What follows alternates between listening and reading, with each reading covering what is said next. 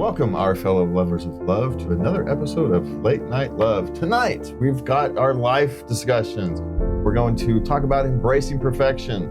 We've got talks about Uber Eats, taking a break while working, coworkers, and all the various nonsense you kind of have to deal with as you go through life, at work and dealing with your friends and your families and, the general kind of life questions that we all struggle with from time to time.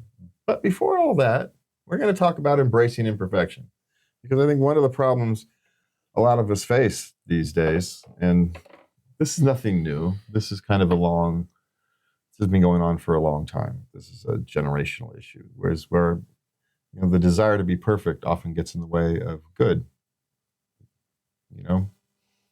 You wait to do something until everything is perfect, until you're ready to do it. But the problem is that time rarely comes. You don't get good enough to become perfect at something without failing a lot at it first. And we're not comfortable with what I call failure, because a lot of people view it as failure rather than view it as the learning process. And so I do, including myself, right? It's part of the anxiety disorder thing. Everything is viewed as failure. Well, okay, but failure is just another word for education. That's how I try to view it, is failure is just another word for education. Did I learn something from that? Well, then I wasn't a failure. At least I learned something. Well, that's how, I admit I'm not perfect. I make mistakes. But I am like you. The question is, what next question after you acknowledge, okay, that was a mistake. Whoops. What did I learn here? Yeah, and part of that is it takes a while to get there, right? Even at best, you've got a constant pursuit of perfection, and who knows where that's instilled from education, society, parents. Who knows? Maybe it's innate in all of us, this desire to become this theoretically perfect human being, despite the fact that no one can actually define what the heck that even means, because it's kind of like love or beauty, or it means something vastly different to everybody, right? You can't necessarily define, perfection. What is it? What really is perfection? Is it making no mistakes? Well, that's what you kind of talking about. But in your pursuit of making a mistake, if not making a mistake in, say, your work life, are you now neglecting your home life in some way? And so now your pursuit of perfection has caused imperfection somewhere else. So you, as a human being, can never be perfect. It's all trade-offs. And we're not very comfortable making those trade-offs. Oh, well, that's not true. We're comfortable making them. We're not comfortable expressing them, that we're making these trade-offs. We make trade-offs all the time. I'm going to have Burger King tonight, and I'll deal with not having the $25, $30 next week. That's later me's problem. We make these trade-offs all the time. We don't often view them as trade-offs. We view next week, when you're $30 short on your budget, you say, I failed this week. No, you deliberately made a choice that you knew you were going to have to pay for later on. But we think of it as a failure rather than, no, I chose this. You're choosing good enough. You're choosing good. And, perfection is fleeting. Let's say you sew a perfect carpet. Okay? It's only going to stay perfect if you put it in a glass containers, hermetically sealed and isolated from the sun. Okay, so what good is a perfect carpet? I'd much rather have a carpet with a few imperfections that you can lay down on the ground and actually use as a carpet. You're not going to notice those imperfections in 2 months. It's just going to be a carpet. In fact, that imperfection might not even be seen because it's off in a corner somewhere. It's covered by a plant. Who knows? Or it might be so minuscule that no one's going to notice except for you. And I think that's a lot of people get caught up in that, look good. Yeah, they want to. Well, and it makes sense, because the biggest thing that the world judges us by is competence. Mm-hmm. Exactly. And we don't like to say, well, I'm going to show my incompetence to people. But here's the thing. Everybody's incompetent. Everybody makes mistakes. People want to see that flaw. It's the flaw that makes the beauty. There is no beauty if everything's perfect. Everything's perfect. Nothing's beautiful. There's no comparison. There's no failures to compare success by. If everything is perfect, do you know what imperfection is? Of course not. So this imperfection is something that is, our pursuit of perfection is naturally born. It's inbred. It's innate in us, right? And again, it's been for so long, whether it's cultural or parental or whatever the influence was. Parental. Yes, but that comes from them. Where did it come from them? No, I mean, it was childhood trauma. Yeah, I know, but they wanted to instill that in you for a reason. Their own childhood trauma, which probably came from their own childhood trauma, which came, and goes back for how long? How long has this been around? It's innate. It's been around for so long that it's simply part of us. Like the desire to farm. We didn't start being farmers. We were hunter-gatherers, right? Mm-hmm. But now some of us want to be farmers. It's the same thing.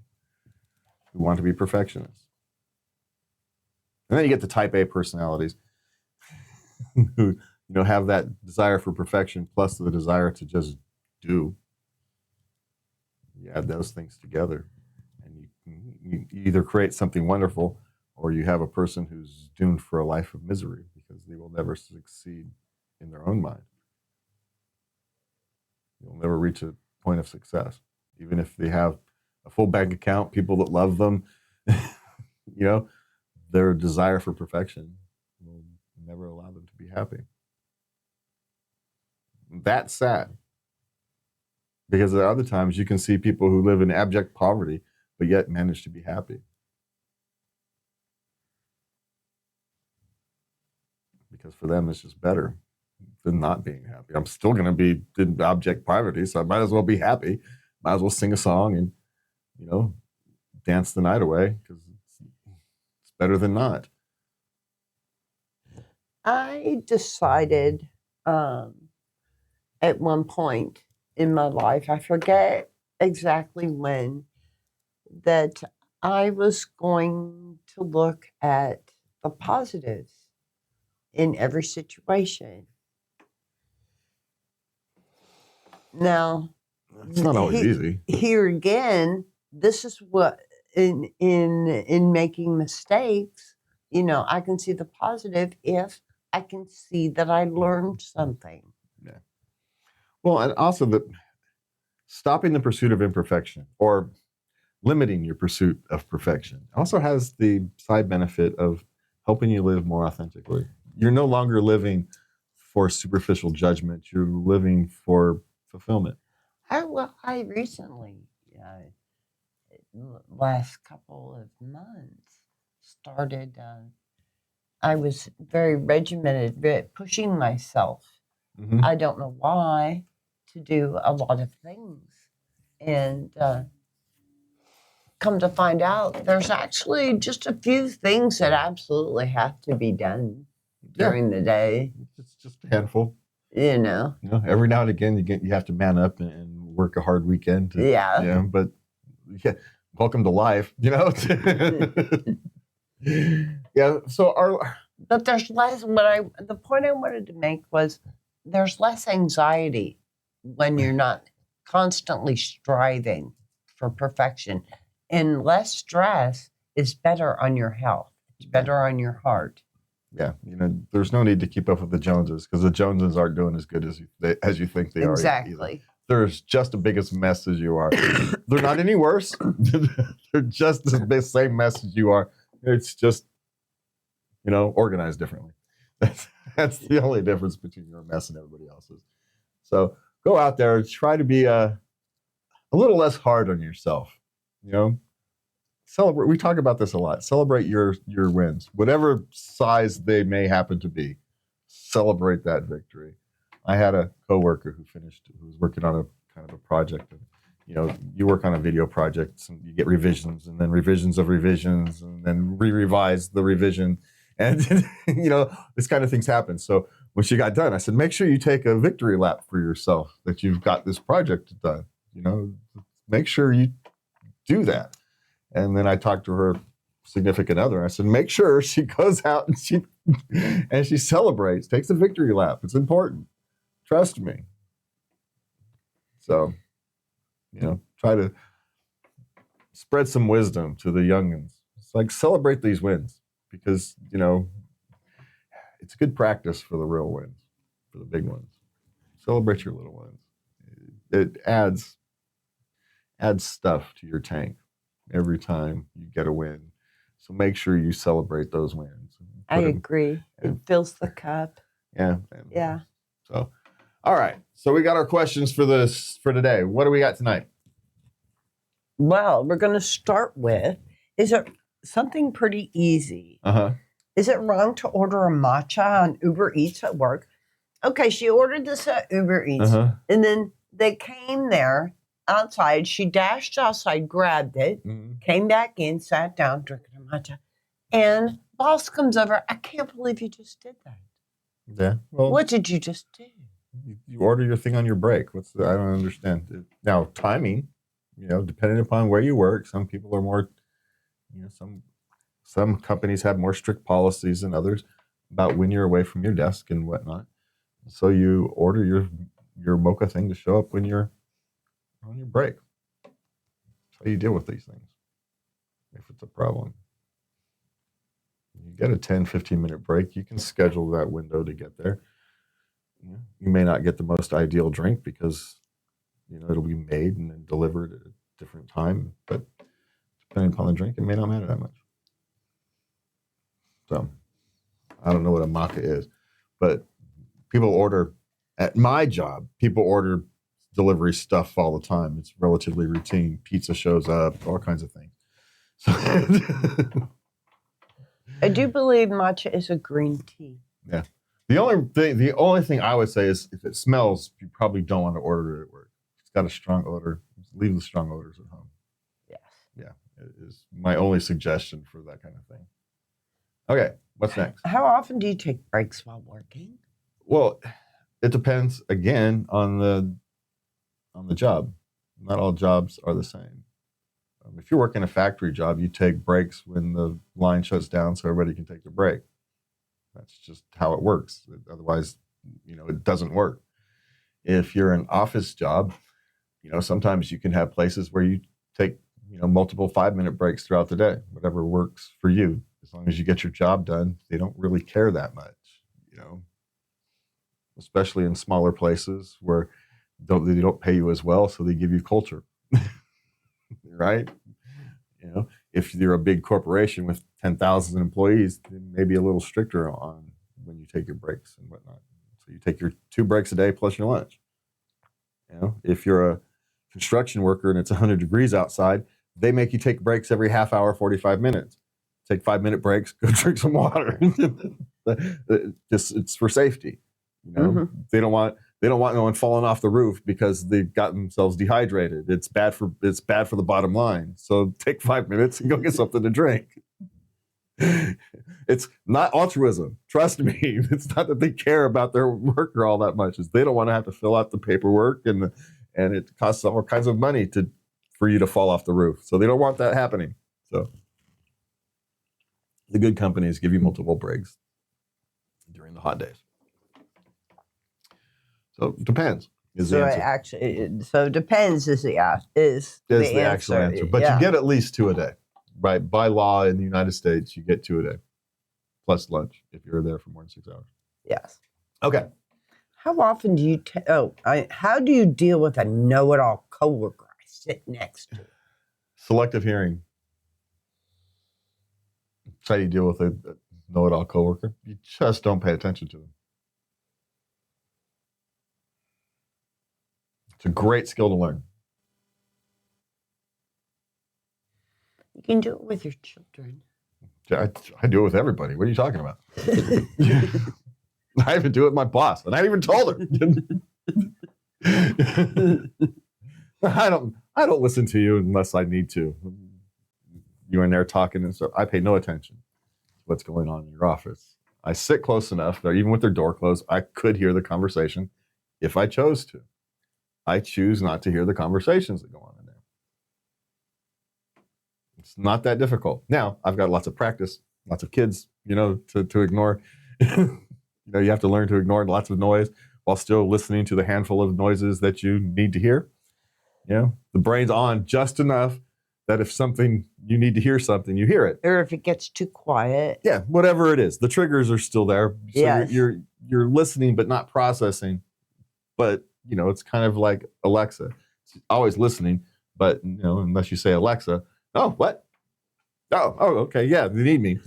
Yeah, that's that's how it works. It's always processing, but not really. Yeah, well, theoretically, Alexa is always processing, but that's a whole different discussion. Okay, so what is next? Let me get back to my screen. Okay, there you go. I usually process IT requests at my work. I just had someone submit a ticket on my behalf titled Separation, my name, date, location, which I can see. Am I being laid off? It's possible. It could be a prank. It could be some computer glitch, or it could be that, they're preparing for layoffs and you are on the list. All those things are, likely, at least in the realm of possibility. Most of the time, these things are glitches. Right? Even if it's layoffs are coming, you got this, having access to this is a glitch. So you're having access to this as a glitch. But, ask. Never hurts to ask. Go ahead and ask. Yeah, because if you're getting laid off, what does it matter? So it doesn't hurt to ask. And if it's a glitch, or if someone's, logged into your account, and, it could be completely legitimate. Someone in the IT department could have logged into your account for a legitimate reason, gotten distracted, gone and done something else, and then did something, forgetting where the screen he was on, right? Thinking he was on this normal screen and he was still logged into somebody else's screen. And so he's, things happen. People make mistakes. Even the high-end IT people screw things up all the time. Happens all the time. But in the world of lots of layoffs these days, it's not impossible. There's lots of layoffs these days. UPS laid off a bunch of people. So, and these are companies that have been reluctant to lay people off through even difficult economic times. And they're laying people off. So it's not impossible that it's a layoff as well. And if you're worried about layoffs, then you're probably worried about layoffs for a reason, even if this isn't a sign. Okay. Is it okay to take a sick day over a poor night's sleep and a migraine? Well, yes, it's okay to take a sick day over a poor night's sleep and a migraine. You're not up to doing your quality of work today that you were normally able to do. And, trying to work through a migraine is essentially pointless. You're not going to actually accomplish anything useful. So, that if a migraine isn't a use for a sick day, I don't know what you have sick days for. A migraine is as bad as the flu in terms of functionality as a human being. So, yes, it's a perfectly acceptable thing to take a sick day. I'm assuming this person is young and they just don't know how jobs and things work yet, right? Yeah. Yeah. Because, that's by definition. The poor night's sleep. I had a migraine last night. I couldn't sleep. I got 2 hours of sleep. Dude, you're dangerous to even get here. Stay home. Then you're try to stay here for hours. Now I got to send you home and worry about you getting home. No, forget it. Stay home. Yeah, you've got sick hours. Don't worry about it. Cover it. That's what they're there for. By definition, that's what they're there for. You don't have to be puking your guts out or stranded on the porcelain god to have to call in a sick day. This is a perfectly acceptable reason. And let's be clear, I also think a mental health day is a perfectly acceptable reason to take a sick day. So I just can't process the world today. They're going to have to deal without me. I have no problem with that as a sick day. So makes you a better employee long term. It really does. And I think if any company is worth their salt, they'll acknowledge that. Yeah. Yeah. Now, sometimes companies are so small that it puts a real cramp in operations, even for that day, and so they can be viewed a little differently in that situation than, if you've got coverage areas where that coverage is easier, or if it's perfectly acceptable. Not here today, just nothing getting done today on that particular task. It's okay. Sometimes that's okay. Sometimes your jobs aren't necessarily time dependent, and so it's all right if you don't have anything done for a day or two, because you can get caught up relatively easily. But a lot of jobs, like an assembly line, getting someone in there who can cover for you is not necessarily easy, and you're putting stress on your team. And so, be thoughtful of that as well. And your team will cover for you if you cover for them. That's the good example. So, have the same attitude, give what you want in return. Yes. Yeah. Do unto others, all that kind of stuff. All right. Is it insubordination to ask your boss for proof of something they claim? Well, it could be. Your boss gets to make the decision of what insubordination is, which is kind of the problem of that is, yeah. So yes, showing your boss up can be considered insubordination. Not that I'm necessarily against it, just saying it could be considered. So It's not necessarily a wise move. No. But you may not care. Right? There's the other question. You may just be tired of listening to this morons. You can fire him if he wants to.